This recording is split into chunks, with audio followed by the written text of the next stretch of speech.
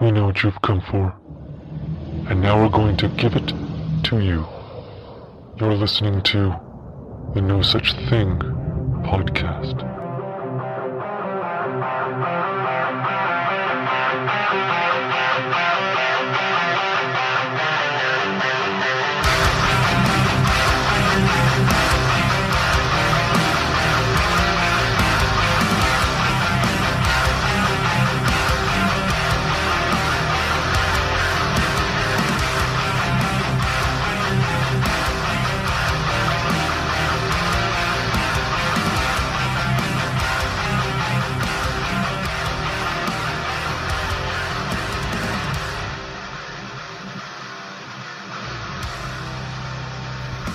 Alright guys, how's it going?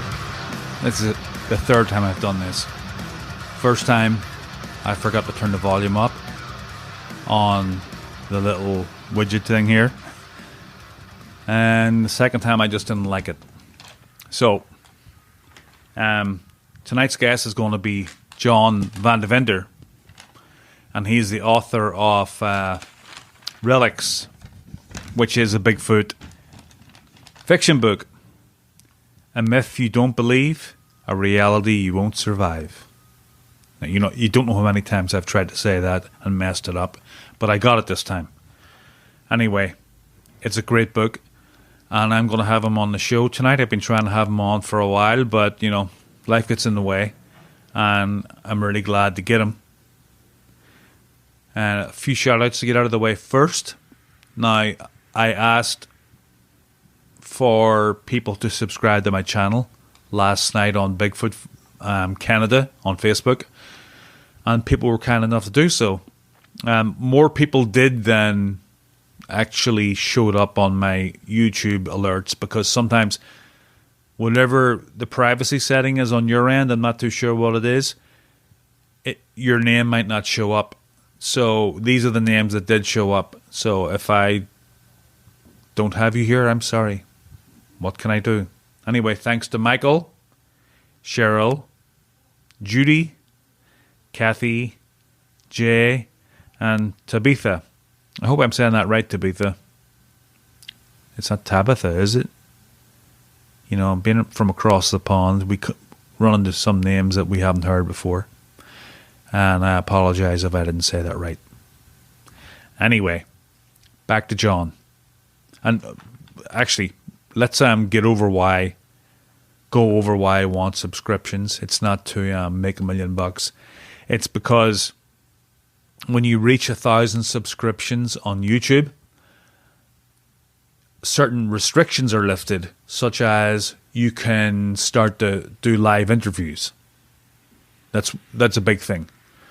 I don't know if I'm going to utilize that or not, because things happen and you want to edit, and then you can't do that when you do a live interview. But maybe when I get better at this kind of crap, I'll be comfortable enough to do that. So that'll be a nice option to have. Also, you can post in the community tab. Now, the community tab is one of the little about videos, and you have like different little tabs that go across the top, and the community tab is somewhere you can post an announcement, like a photograph or something. Like, coming up this week is John Vandeventer, author of Relics.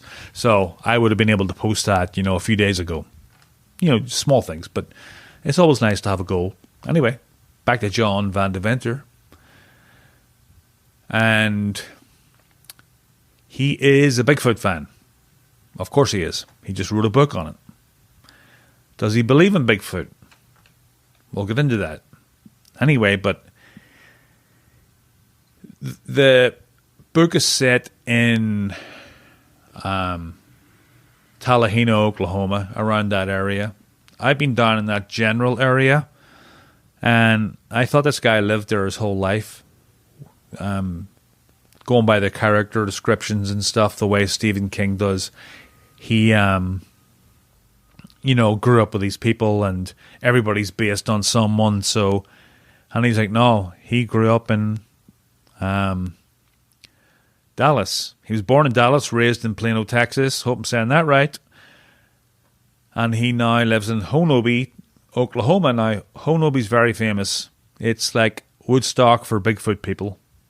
There's a festival there every year.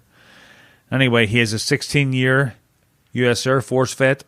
He is married to Monica, who also goes out with him on to research. He is the author of the Sasquatch novel Relics, which was published in 2017. He was once a Bigfoot skeptic, but is now a recreational investigator and researcher. This is what happens when you write in cursive, when you haven't done it for 20 years, because nobody does it anymore. So I'm trying to do cursive because it's quicker, and then I can't read my own handwriting. He began researching the Bigfoot subject for material to write a novel on the subject. He then began field investigating and researching in 2015. John moved from Sulphur Springs, Texas to Honobia, Oklahoma in 2018. He's been a guest speaker at Honobia Bigfoot Conference in 2019 and scheduled to speak again in 2020. Past. So this is obviously written before. Investigation and research areas include North Sulphur River, Texas, Long Pool, Arkansas, Brown Springs, Oklahoma, and Honobia. John is currently working on his second novel, Relics 2, Honobia Creek Devils. I can't wait to read that. It's going to be a good one. I love the name Creek Devils. And he puts in quotes here, "I am not a Bigfoot expert." John Vandeventer. Vandeventer. I keep saying that wrong. But the book is really good. Check it out, guys. It's on Amazon. I don't read fiction. The last two fiction books I've read in the last 10 years have been this one and Dave Wilbank's The Champé, which is on the same subject. Actually, it's in the same area too. And they're kind of very similar. And both books I couldn't put down. And regarding John's book, it's well over 400 pages, and I read it in like a week or two, which is quick for me. Usually I just read memoirs and war non-fiction. So anyway, guys, I hope you enjoy this show. Sorry, I'm a bit low-key tonight. I'm kind of tired. I've been working a lot this week. And anyway, I hope you enjoy this show, and thanks, John, for coming on. It was great speaking to you, and I'll talk to you guys later. Hi, John. Thanks for coming on the show. Hi, thank you for having me. Now, John, you're the author of Relics, the Sasquatch fiction novel. Well, it is a myth you don't believe, a reality you won't survive. I had to look at the cover of the book myself. Now, you wrote this 3 years ago on June 26, 17. Yes. Actually, I started writing it in 2015. Okay. It took me about 2 years to get it written and off to a publisher. I guess we might as well get into what got you into this subject. Do you want to start way back at the start as to what is this your first book? Yes, it was my first book.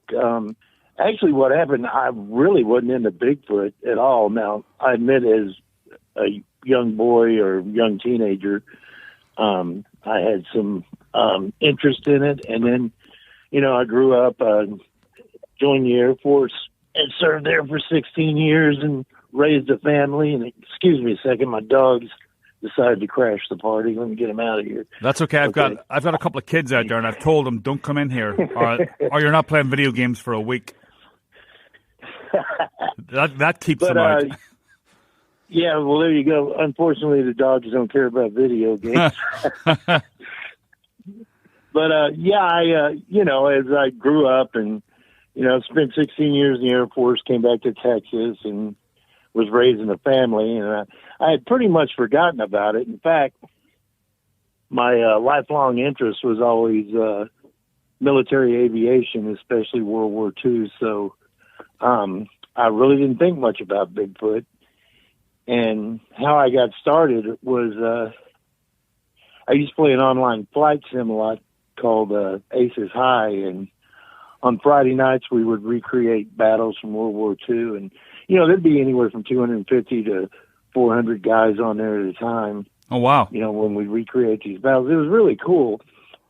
So I believe it was Operation Torch we were recreating one Friday night, and there was 4 of us in a flight, and we had we were flying P-40s, flying for the Allied side, and one of the guys in our flight, and I've known him for a couple of years, he was talking about Bigfoot, and the other 2 guys were kind of talking with him. We were patrolling along the coast here, and I really wasn't paying much attention. I was looking around for Germans, and I see all these dots off to my left, so I knew they had to be Germans. There wasn't any other Allied aircraft supposed to be in that little sector we were in, so I broke left, called them out, and they went on flying down the coastline talking about Sasquatch, and I got jumped by 10 German guys, so obviously I got shot down as I'm floating down in my cyber parachute.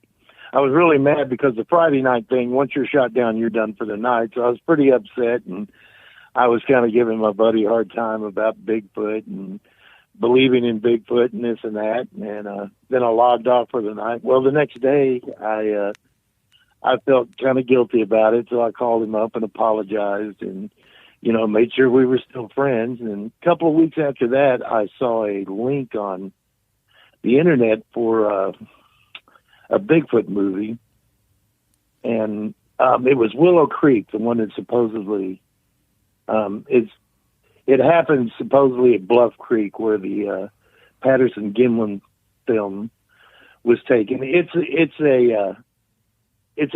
a fictional movie, but it's pretty good. So it is really good too. So I sent the link to my friend, and he said something like, "Well, man, I wish I would have thought of that." He goes, "I don't like those captured footage type movies." He said the camera work or something makes him dizzy, but he goes, we could have made a movie like that. And I'm like, well, how are we going to make a movie? I don't know anything about making movies. But I didn't realize that, all the years I've been flying with him online, that he had a production company and he makes those 30-minute infomercials. And so we kind of got to talking, and he said, "You think you could write a short story I could make into like a 30-minute short or something?" And I thought, well, yeah, I'm pretty sure I could.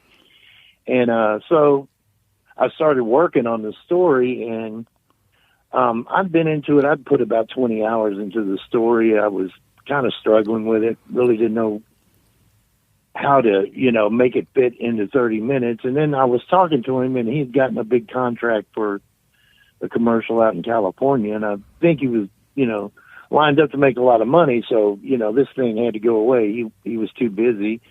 And I said, okay, I didn't think much more about it, set the paperwork aside, and I had some printed sheets I'd done. And my sister was visiting one weekend, and she saw that, and she started reading it, and she said, you should turn this into a novel. And I'd never written anything, Well, I'd done some writing in the Air Force for operational plans, and I've done a little technical writing at a steel mill, but the thought of writing a novel, I just didn't think I could do it. But she kept pestering me, and so I decided, well, why not, give it a shot. So I was kind of confused on the setting, where to use the area, and so I started researching, and of course I ran across Sasquatch Chronicles, and I heard about the siege of Honobia, and I thought, well, that's kind of close, and I was either going to kind of make it in this area or the area around Falk, Arkansas, but Falk, Arkansas is kind of swampy, and Honobia is kind of mountainous, and I prefer the mountains to the swamp, so I got busy and started researching the area, and I thought about using Honobia itself, and there's really nothing here. And obviously, I say here, we've moved here since I published the book. But so I chose Tallahena, which is about 20 miles away over the north ridge of the mountains, because I needed a place with a police force and hospital and, where I could cast a wider net on characters. So I chose Tallahena, and for the first 8 months, I never even came up here. I was using Google Earth to check everything out, see what the terrain looked like, and that's how I found businesses in Tallahena, and like Pam's Hateful Hussy Diner that's featured in the book. It's an actual diner in Tallahena, and a lot of the scenes in the book take place in that diner. As a matter of fact, I had breakfast there last week. Occasionally, if I have time, I'll stop there for breakfast if I'm working north. When I work south, I don't get the chance. But so after about 8 months, I decided, well, you better go up there and take a look around and make sure it looks like you're describing it in the book. And so it held pretty true to form what it looks like on Google Earth. And so I was really happy about that. So every place in the book is an actual location in and around Tallahena and LaFleur County. Well, the way you've written this, it sounds like you'd lived there your whole life. That's how I think it was so well written. It was like the way Stephen King writes about the area he grew up in. I thought that you had grown up here because it was so descriptive. Well, no, but thank you for that. I appreciate that.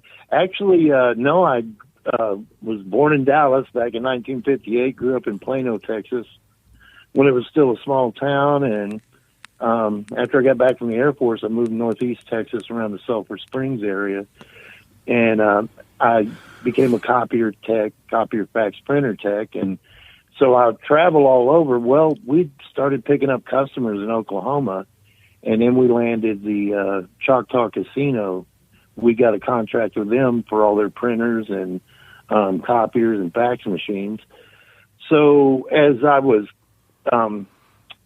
about to get the book back from the publisher, I heard them talking in the office one day about needing a tech up in Oklahoma. And, you know, we'd have to find somebody that knew the machines and didn't. It'd take a couple of years to get them up to speed. And so I was kind of eavesdropping, so I just gave them the proposition, hey, I'll move up there. And they were like, seriously, you'll move? And I said, yeah. So the wife and I had been coming up here, and we really fell in love with Honobia because it just sits in this little mile-wide valley, and it's just beautiful. And so we got really lucky and blessed and found a little house here with 5 acres, and we had just gotten married, so I had a house in Texas and she had a house. Well, we sold her house and bought this house, and we're renting the other house in Texas. But it worked out for us. It was a really neat thing, and we just love it here. I mean, the nearest gas station is 17 miles away, and it's about an hour drive if you need to go to Walmart or someplace to do grocery shopping. But we couldn't be happier. It's just beautiful. Not a lot of people. There's all kinds of wildlife, and we just love it here. Man, so it just sounds like a perfect... Your story itself sounds like a story out of a book. I mean, it sounds like it was very faithful that you ended up there, and that's basically, if for anybody that doesn't know about Honobia, look up the Siege of Honobia. I mean, it's Bigfoot Central in the country, not just in Oklahoma. Right. Yeah, and so that was an exciting thing for us too. The funniest thing that happened was when I wrote the book, there's a character in there named Monica, and all the characters in the book, I didn't use names of anybody I knew.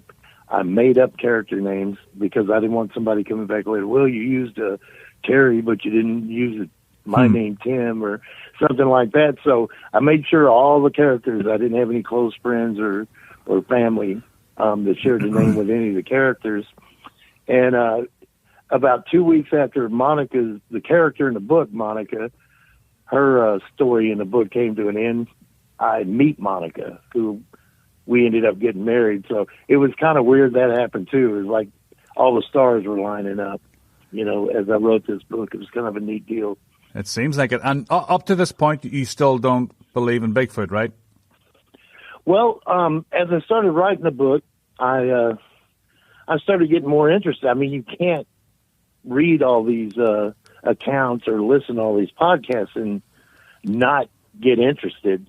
So I had made a few friends in the Bigfoot community, on websites and stuff. Nobody big, just guys like me, that were just interested in it and really didn't know what to do about it. So my first I'd been going to the North Sulphur River, north of Sulphur Springs, because there'd been sightings up there like 20 years ago or longer. So I'd gone up there a few times. I really wasn't expecting to find anything or see anything, but I was kind of looking for habitat and things like that.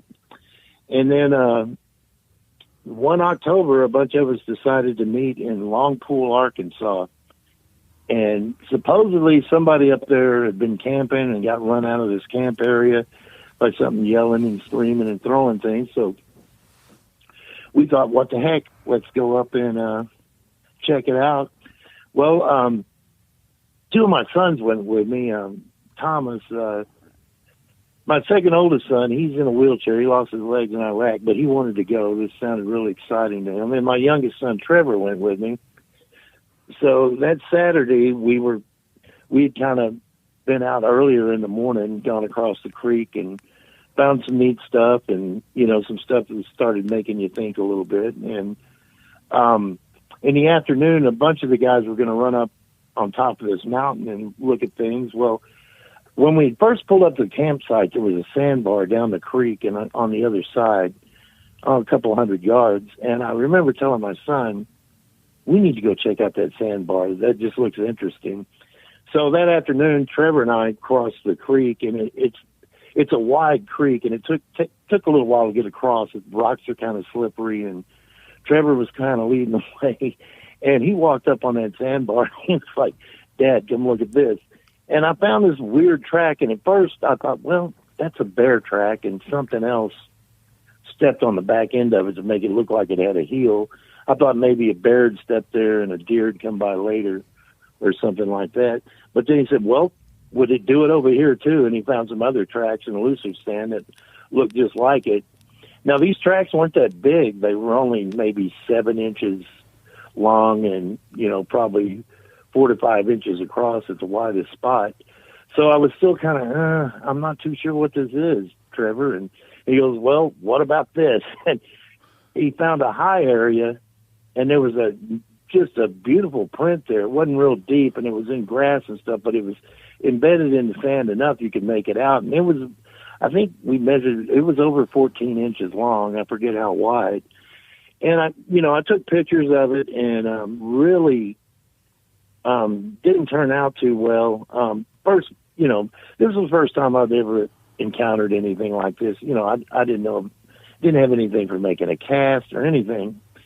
So we marked the area with sticks, and I wanted the other guys, when they got back, to come over and take a look. Well, as soon as they got back, it started pouring down rain. We never did get back over there. And one funny thing that happened there, the first night we were there, we kept hearing something walking around. All of us did.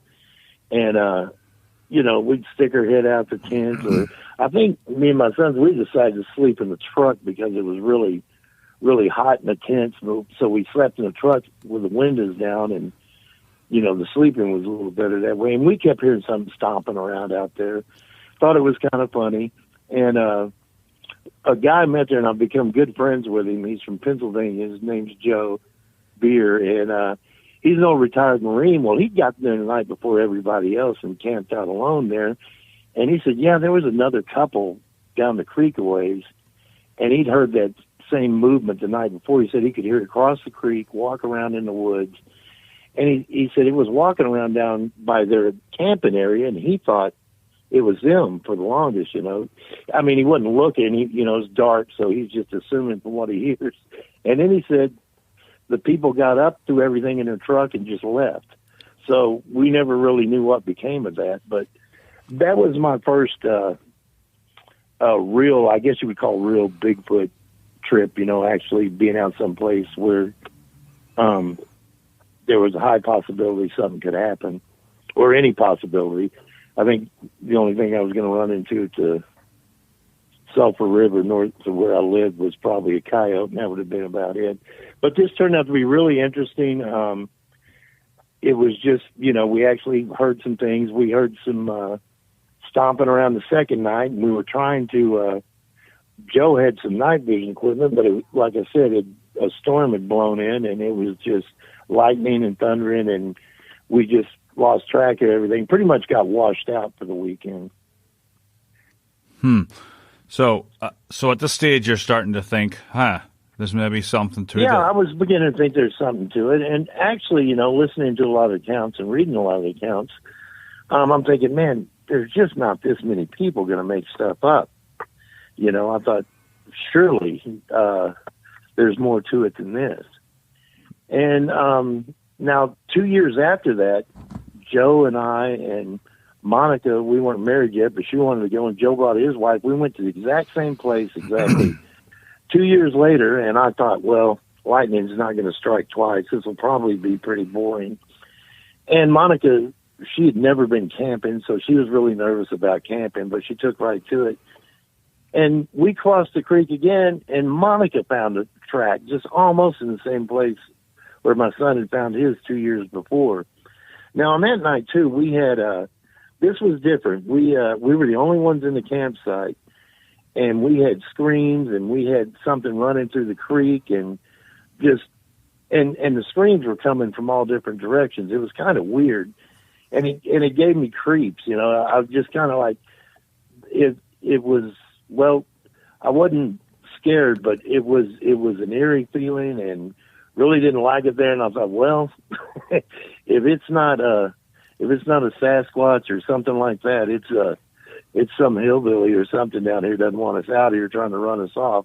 I wasn't real sure, but again, we found tracks. We had screams. We heard splashing in the creek. At one point, there was a rifle shot on a hill near us, and something just screamed out real loud. Now, I'm not a wildlife expert, you know, but I grew up hunting in Texas as a kid, you know, did a lot of deer hunting, things like that. Now, granted, I was down in Texas Hill Country. This was the Ozarks. The wildlife's probably a bit different, but the screams and stuff I hear were a lot different than anything I'd heard before. So now I'm really beginning to think, well, there may be something to this stuff.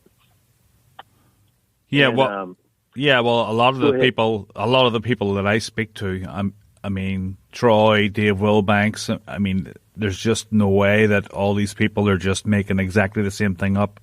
That's what intrigued me at first. Yeah.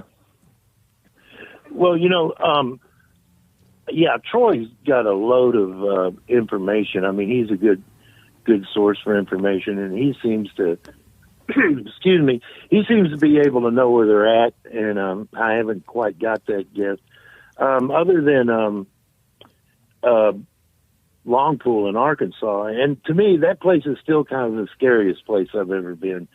I'd gone to Brown Springs, Oklahoma, after hearing about it on, I think it was Bigfoot Outlaws, and they were talking about how scary this place was, and, you know, they didn't like to go down there in the daytime. Well, one Saturday, Thomas and Trevor and I, we took off from Sulphur Springs, and we went down there, and really wasn't much to it. And then I went back right after we moved to Honobia.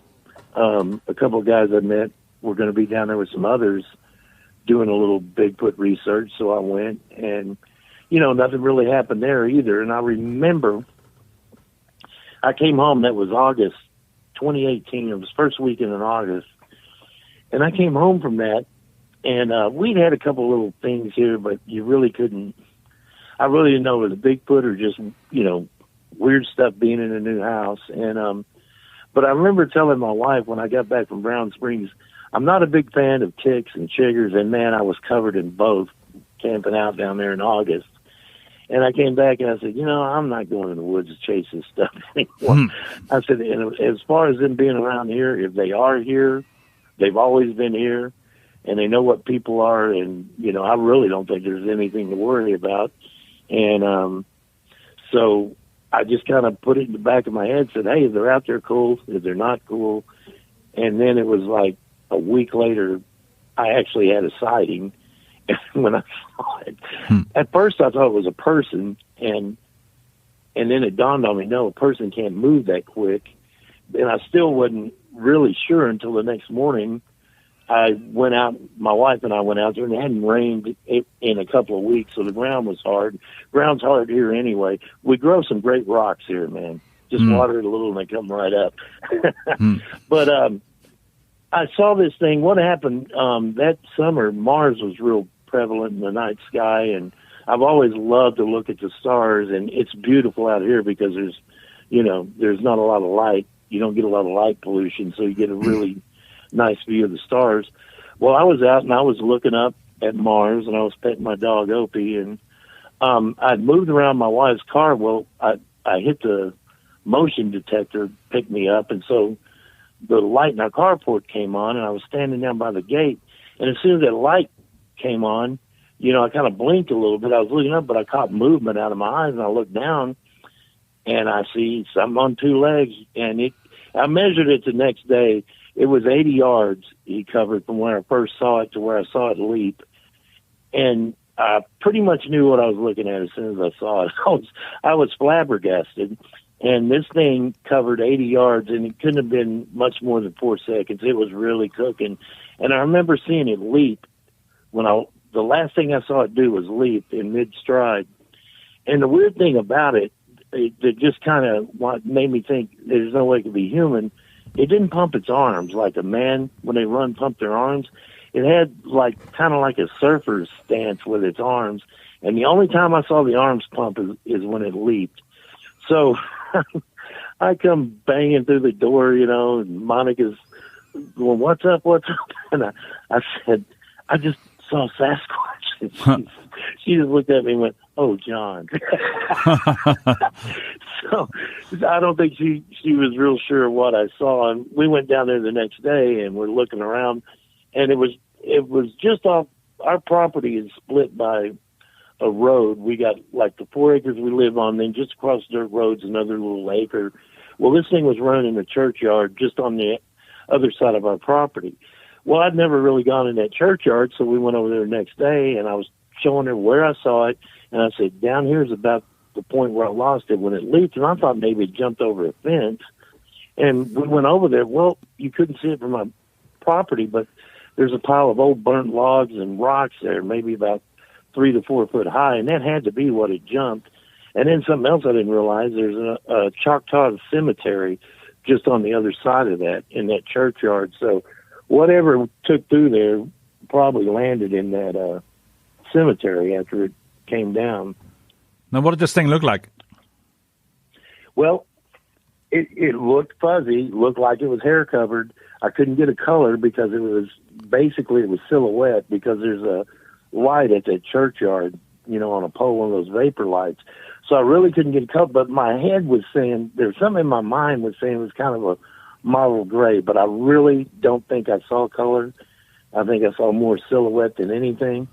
It wasn't real beefy, it was kind of lean, not like a skinny man or anything, but it was kind of just tall and lean, 2 legs, running, holding its arms weird, and leaping at the end. So that's the best description I can give you. I wish I was seeing it in broad daylight, but that didn't happen. One thing I thought that was funny, my dog was standing right next to me, and he barks at everything. I mean, if it's a rabbit, if it's a deer, if it's especially the hogs, you can't stand the hogs out here. But if one of the neighbors walks by the house, he'll bark at them. And I just kind of, when the whole thing happened, I had my right hand down on his head. I'd been scratching his head while I was looking at Mars, and I looked down at him, and he's looking like what the thing was. I'm sure he saw it too. And his tail was wagging like, he saw a friend or something. So I thought that was kind of weird. Yeah, that is odd. Usually they freak out or Yes. And then, like I said, my wife was like, oh, John, she didn't believe me. Well, the first year we were here for the Bigfoot Festival, some friends were over at our house, and we were standing outside, and all of a sudden these deer just went charging across our property over towards the churchyard. Then they turned and went the other way, and there was this loud scream. So, of course, we all stood up, and we're all looking in that direction. And I'm looking more over towards the church because I thought I saw something standing up by the church. And I went, well, there's somebody up at the church. And then my wife, Monica, and 2 other guys started screaming, there it is, there it is. And by the time I got my eyes looking in their direction, it had gone. They said there was something big and on 2 legs and just bolted into the brush. And they said they wouldn't have seen it if it hadn't moved a little bit. It was just standing stock still out there. So I got to return the favor and say, oh, Monica. But the nice thing about her sighting is she had 2 other witnesses see it as well. So that helps out. When you're the only one who sees it, after you tell a few people, you're kind of thinking, maybe I shouldn't have said anything. Plus, when people asked me, I'm like, okay, if I tell them, they're going to think I'm trying to sell a book. Oh, yeah, that's true. You know, if I mention that, you know, and so I was a speaker at the Honobia Bigfoot conference in 2019, and I didn't mention my sighting. And so people kind of go, why did you mention? I said, because they invited me up here to talk about my book, so I talked about the book. If they want to invite me to talk about seeing, you know, an encounter or what I saw, I'll talk about that. I'm just uncomfortable talking about both at the same time. Yeah. Or I was then. Now I guess I've gotten over it because here I am doing it. Yeah. Well, you know, it's that is pretty smart. So there was supposed to be a Honobia festival this year when I was down there in October, but they canceled it, right? Yeah, they had canceled it. And you were actually here in October, is that right? Yeah, I was in well, Dave lives in, the name's going, Ada. He lives in Ada. So I met him in Ada, and then we drove to the Kaimichi Mountains and stayed over for 2 nights. Well, next time you're here, you'll have to let me know you're here. You can bunk out at our house if you'd like for a night. We're definitely we're planning on going down as soon as spring comes again, because I'm dying to go down there again. You know, now about 4 miles from our house, a guy called us over one time, wanted us to look around because somebody said they'd seen something. So Monica found a couple of real nice tracks, and a researcher, doggone it, for the life of me, I can't remember his name right now. Oh, Chuck Schlabs, and he used to have a show called Chasing the Beast. He had a little podcast. He was here, and he took casts of these prints Monica had come across. And I know the guy that owns the cabin down there, and we'd found some weird, like, claw marks on the trees and stuff, and I thought, well, it's probably bear, or maybe some bucks. It was spring, so I don't think the bucks would have been doing it, but something had torn up some trees down there. And he came in a couple of weeks later. He was out there Friday night, and he just got some new night vision equipment. And he was looking around his property. He said there was a juvenile just squatted down not 50 yards from his house. And when he told me where it was that same area where we'd seen the damaged trees. So that might explain that. Now, how far away are you from the siege of Honobia? From that house, if the crow flies, probably exactly 2 miles. If I wanted to drive by that house, it'd probably end up being about 4 or 5. That's close. But in a straight line, about 2 miles. That whole area seems to be... Now, how far away are you from the Kaimichi Mountains? You're about an hour away, right? Well, these are the Kaimichis. Oh, okay, simply. We're at. They are part of the Kaimichi, so I'm in them. You know, like I say, the little valley, there's a south range of mountains and north range of mountains, and the little valley Honobia sits in is about a mile wide, and we're right in there. Now, during all of these sightings, the one in your backyard and stuff, is you're still writing the book, or is your book already finished? Of the second book, no, I'm still writing on it. It's been a little harder to get the second book out. I don't know why. I really seem to have less time. I'm working a lot. I'm driving more since I live up here. All my customers are really spread out. So every day I usually do 200 miles a day at least, and some days 300 miles. And you figure I'm not just driving, I'm stopping and I'm repairing machines, getting in my car, driving somewhere else. And, you came through here. You know how the roads are. You don't get anywhere exceptionally fast. And right. So I spend a lot of time on the road. And now I did have another thing happen on the South Ridge going back towards Broken Bow. I work a lot down in Texarkana and Nashville, Arkansas. And since the drives are long, and I drink a lot of coffee to stay awake, well, you know what happens when you drink coffee. Yeah. Well, there's a lot of times about 10 miles from the house, I just know I'm not going to make it. And there's like a little place you can pull over. It's almost like an outlook, but it's not. It's just a gravel area. You can pull over and you go down a little slope, and you're basically standing at a cliff. So it was cold. I think it was December of 2018.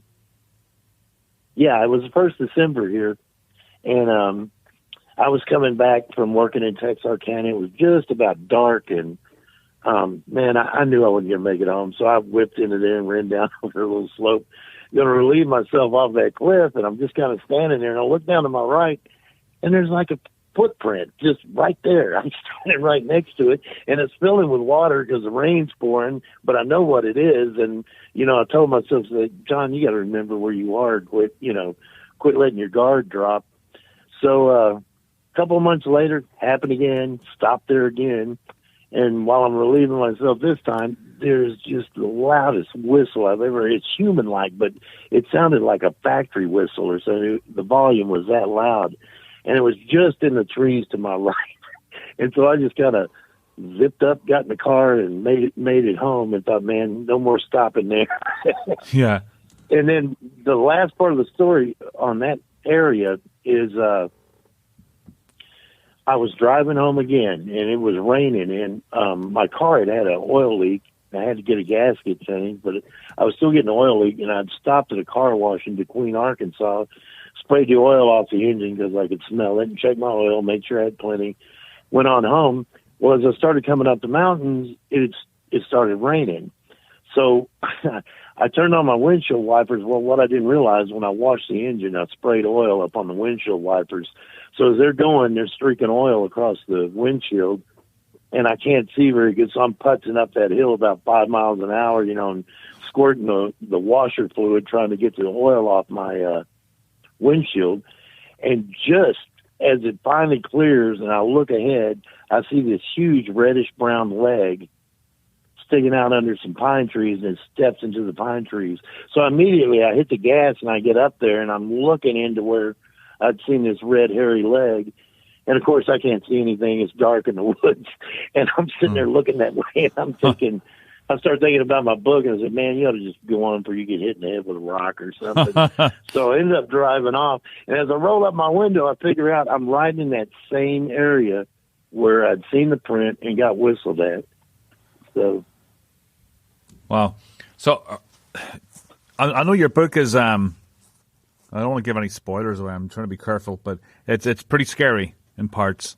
Now, do you find these things, are you afraid of them? No, actually, from what I've seen, and that is what I saw, and I really believe it is, well, it wasn't running toward me.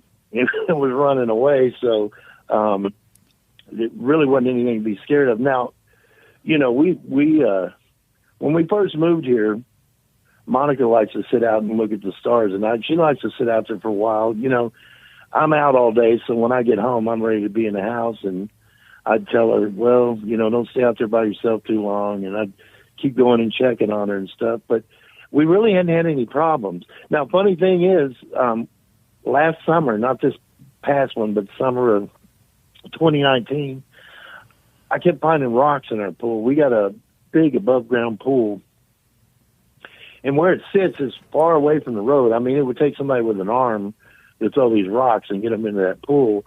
But I started noticing in August of 2019, as I was cleaning the pool, I'd get in the evenings after work, I kept picking up rocks that were about the size of a baseball or a little smaller, and I don't know where they were coming from. But it didn't happen this past summer. So, I was kind of curious about that. And also, my wife and I, there's one spot on the South Ridge where we'll go and watch the sun go down at times. And we went up there one evening. We were watching the sun go down, and I kept hearing what sounded like kind of grunting and talking in the trees just across the road from us. So I just kind of told Monica, okay, let's go. And, I put myself between her and the road, and I got her in the truck, got on the road, started going away, and I said, I heard. She goes, I heard it too. She goes, that's why it didn't bother me to leave so soon. I said, okay, you heard it too? She said, yeah. I said, well, that was weird. So that kind of gave me the creeps because I couldn't see anything, more or less, Now, she's a believer anyway. She's a believer anyway, right? Right, she is. And, but, I walk most mornings and stuff out here, and really don't have a problem I'll walk down the road in pitch dark without a flashlight. I mean, it's dark out here. It's really dark. You know, like if I put Christmas lights on the house, I'll walk, you know, down the road a long ways just to see, you know, what the lights look like from a distance and stuff like that. And it's just, I'm never uncomfortable here. Never uncomfortable. Never get a creepy feeling or anything like that. But I would not want to be up close with one. I mean, you know, I'm not begging for a close encounter with one or anything like that. If they are a wild animal, they're like any other wild animal. You know, you catch them at the wrong time, you could get hurt, especially the size is supposed to be. You know, and if they are something else, you don't know what they're going to do either. So, but as far as being scared, no. This is a really peaceful place. The people are really nice. You know, everybody's pretty spread out here. Nobody lives right on top of each other, but most folks out here are really nice, easy to get along with. So it's just a comfortable place to live. Yeah, well, when I was down there, now Dave Wilbanks, I don't know if you know him, but he has the Bigfoot and More YouTube channel, and he goes down into the mountains by himself and just camps overnight and stuff, and just lies out in the open on a cot. And when we drove there, I mean, we're driving for like 10 miles on a dirt road, you know, just to get into the camping spot where he usually stays. And I'm like, you come here by yourself? And, you know, where he is just, I mean, I'm like, God, you have balls of steel to be sitting out here by yourself at night. Even with two people, I was kind of very nervous, you know, because I don't know what these things are, you know?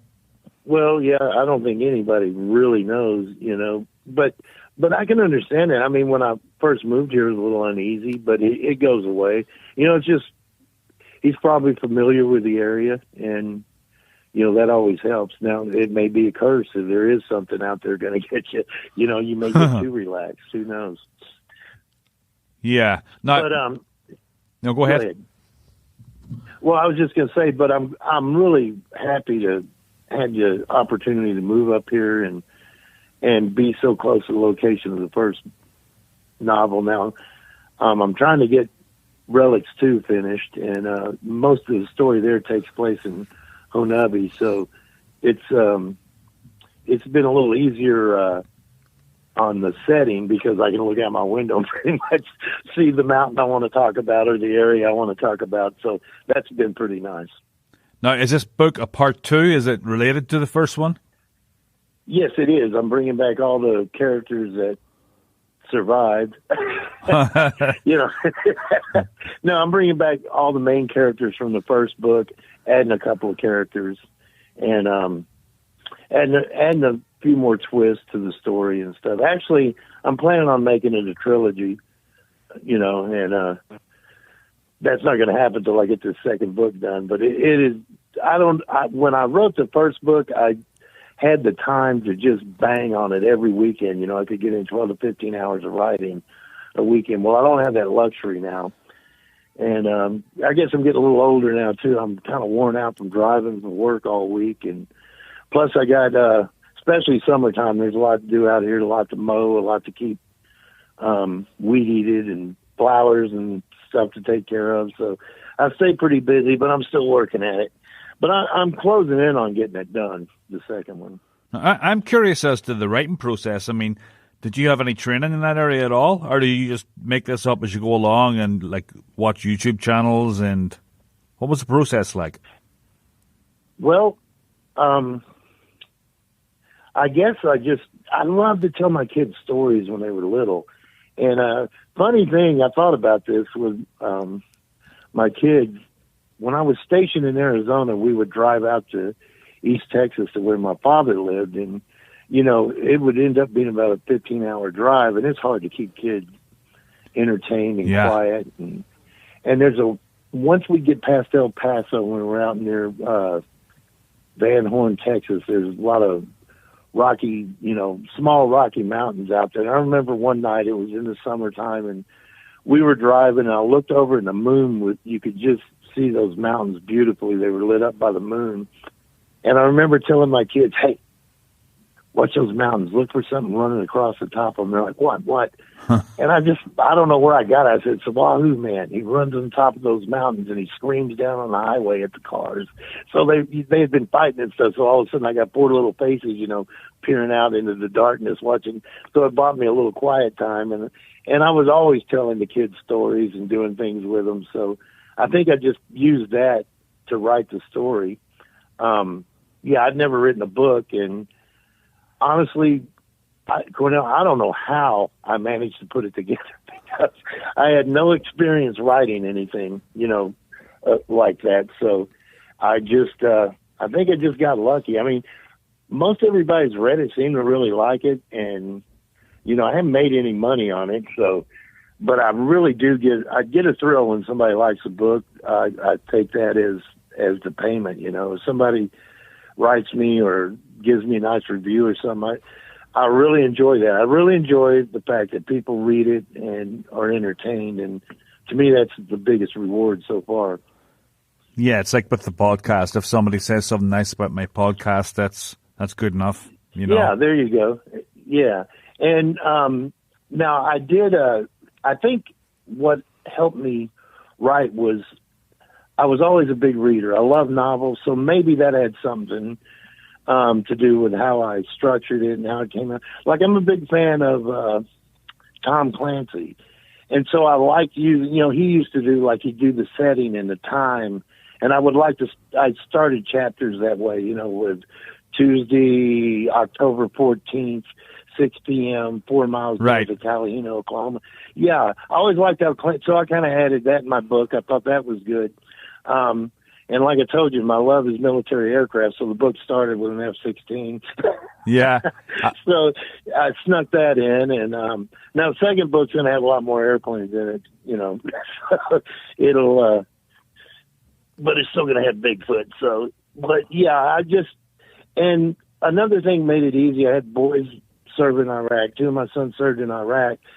So Sam's history in Iraq, the character Sam, yeah, I knew I didn't have to research when the first cab was there. I knew because one of my sons had been there, So I tried to use everything I could to make the story believable, but I used as many familiar things or familiar events or time as I could, because I spent most of my time researching, Sasquatch and encounters people had and theories, like government cover-ups and things like that, that I was able to get into the book.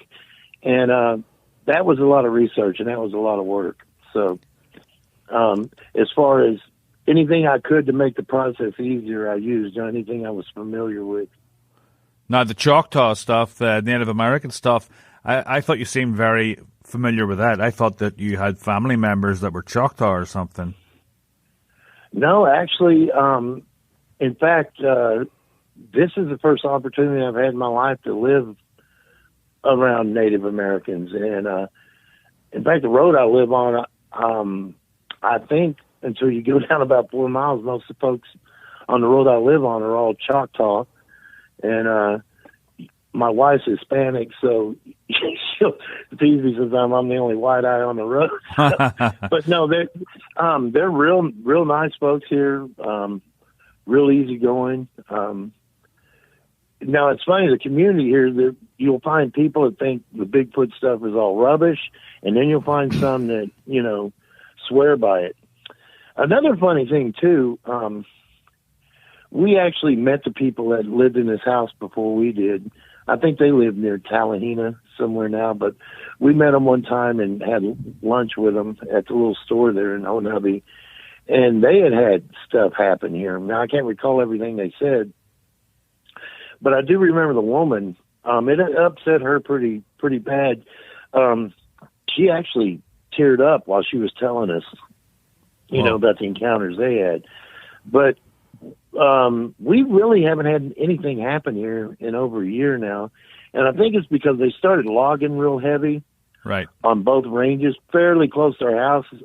And I've noticed we're not getting as many deer around and things like that as we used to. So that may have had something to do with it, because we used to hear, howls and hoops and stuff like that at night. Not every night, but, we set out a lot, and, maybe once or twice every couple months we get some hoops or some really loud howls and screams and stuff. But we really hadn't had anything this year. Well, also, John, you've heard about the whole theory about the children, that they seem to be very curious about children and families. Yes. Now, do you know about Mark Copeland's his experiences with them? He recently moved out of the property. Troy knows him well. Is this the guy that lived toward Antlers? Is that? I think I'm not too sure. I think that I've heard a little bit about that. I haven't got to see Troy at all this year. Well, this guy lived. Last time I. Go ahead. No, this guy was on Bigfoot Odyssey. I don't know if you know those guys, but they just They just did a documentary on his whole experience. I mean, this went on for a year. I interviewed him for the podcast, and he was having them. His kids alerted him to them at first and said there was a hairy man in the woods walking on two legs and stuff. So, I mean, this is a big, long story. He's got a whole YouTube channel dedicated to the activity. It's called the Livewire channel. And, I mean, he was like yourself. He didn't believe it. And then he started having activity, and he had game cameras everywhere. And is that right? He's seen these things straight up, face to face. He had tons of encounters. If you watch his documentary on Bigfoot Odyssey, it's really, really good. But because he was afraid, because they're unpredictable, and they had never shown any aggression, but because of the unpredictability, and he had young kids, he just couldn't take the chance, and he ended up moving away. And then, smart man. In a matter of months, across a few miles as a crow flies in a trailer park, they were on the Facebook community page. There was someone complaining that they were having activity over there, and they were a family with kids. So it might be the same people. Well, I guess I've missed that one. Now, I've added in the second book. There's going to be there's a UFO influence. So I've been doing a little research on that more than Bigfoot. Because I've, I'm not a Bigfoot expert by any means, but I kind of got the Bigfoot traits and stuff in the bank. I still have to go back and look. I'll look for something interesting, some trait or physical thing. Like the swaying or something like that. Yeah, the swaying. And,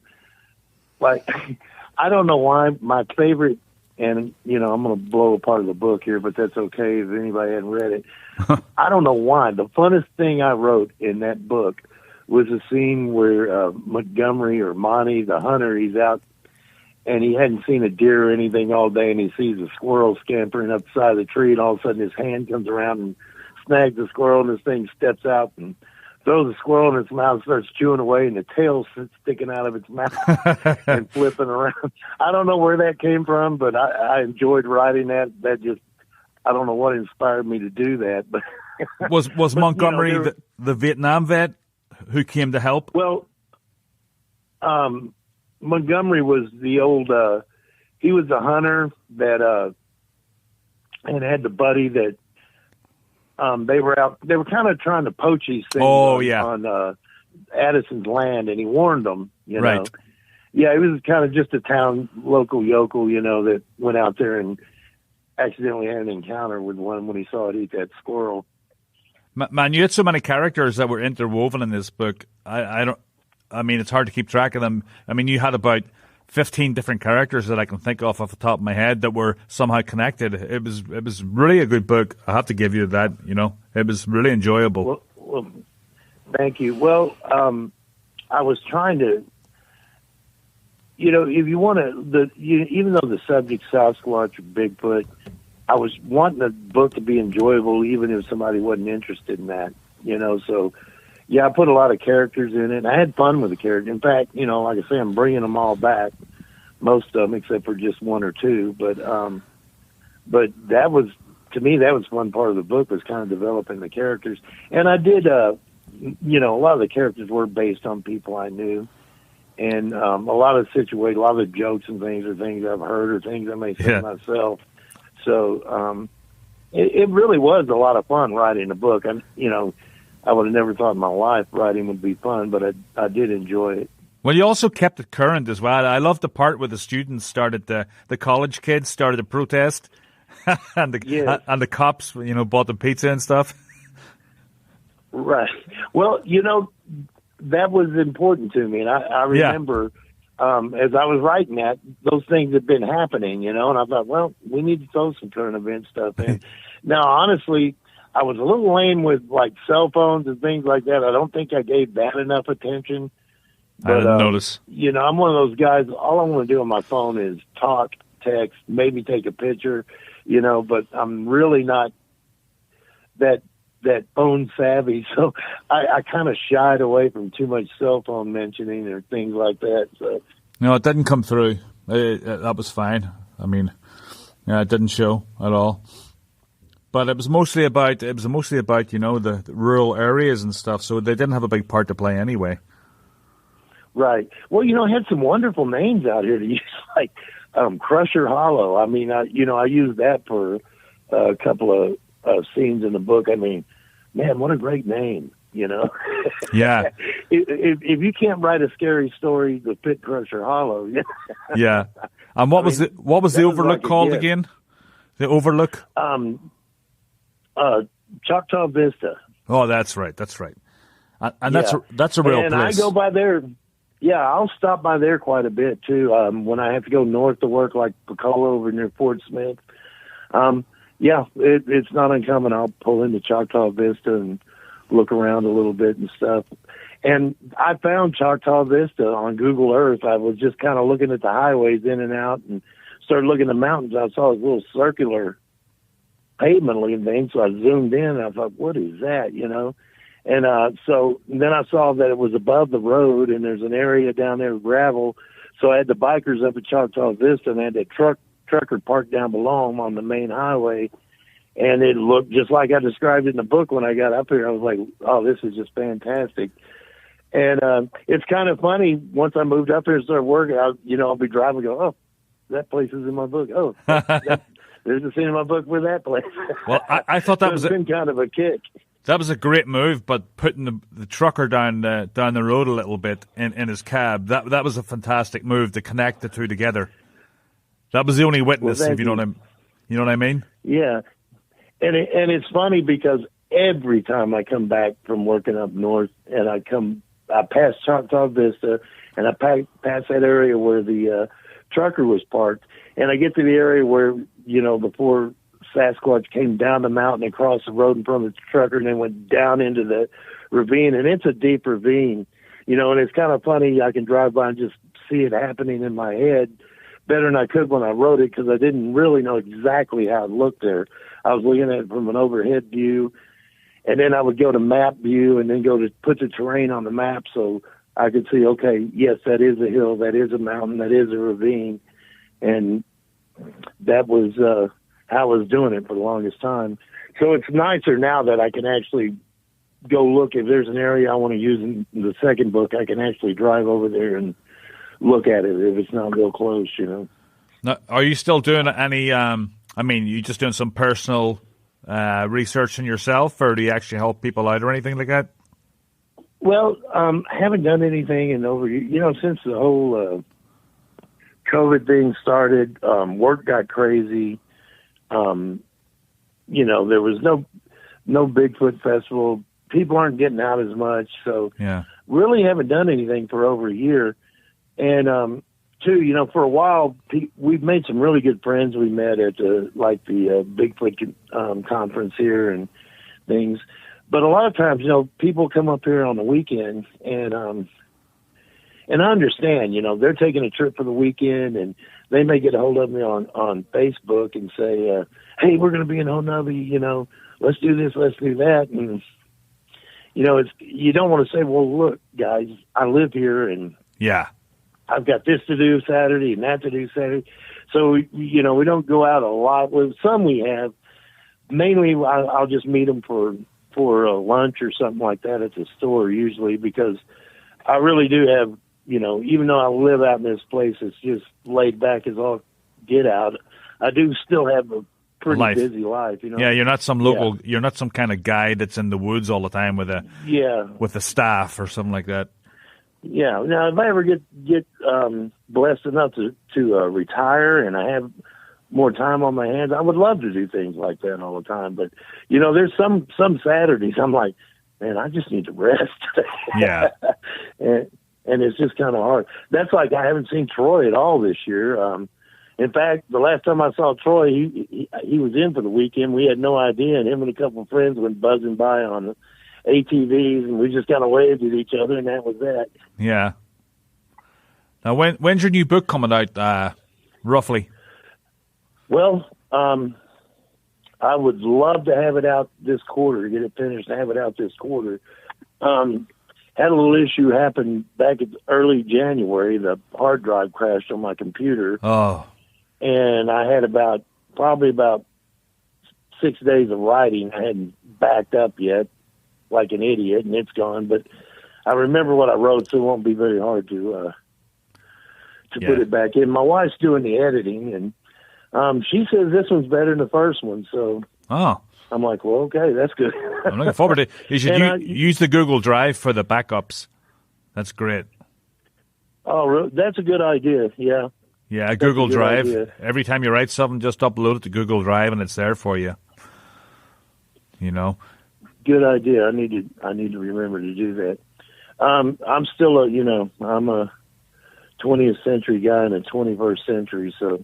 Oh, I hear you. I'm still sitting here with disc and sticking them in and saving it on disc or saving it on thumb drive. Yeah.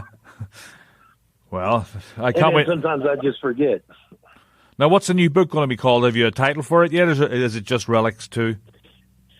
Relics 2, Honobia Creek Devils is the title right now, but I may alter it a little bit. I haven't made up my mind yet. Oh, I like that. That's a good name. Well, thank you. I look forward to reading it, John. And, thanks very much for coming on the show. It was great to have you. It's been a long time coming. Yes, it has. And sorry I've been too busy to get it done. It's been a crazy year, hasn't it, going down? Oh, yeah. I mean, it's been quite a year. It has, and it's going to be another great year. But yeah, it's looking like it. Yeah, but I really enjoyed talking to you, and I appreciate you having me on. Really do. And if anybody listening to this is interested in the book, you can get it on Amazon or Barnes & Noble's website, Walmart.com, Goodreads, whatever. And if you do buy it, I hope you enjoy it. That means a lot to me more than anything. Like I say, I haven't quit my day job, but I do love to hear when somebody's enjoyed the book. And what's the title again, John? The first one? Yeah. It's just Relics. A myth you don't believe, a reality you won't survive. And John Vandeventer, is that how you pronounce your last name? Yes, sir. I can't believe I got that. That sounds Dutch or something, right? I think yes, it's Dutch. I think you're the first person I've ever met that got it right the first time. But I got to be honest with you, I don't know if I pronounce it correctly. I hear you. All right. Yeah, when I was in the Air Force, I answered to Van anything. You put Van in any other word behind it, and I answered good. So. Yeah. All right. Well, John, thank you very much for coming on the show, and we'll keep in touch. And I can't wait to hear. I can't wait to read the next book. Well, thank you. I really appreciated being here. Thank you for having me. All right, John. Thank you very much. Good night. All right. Have a good night.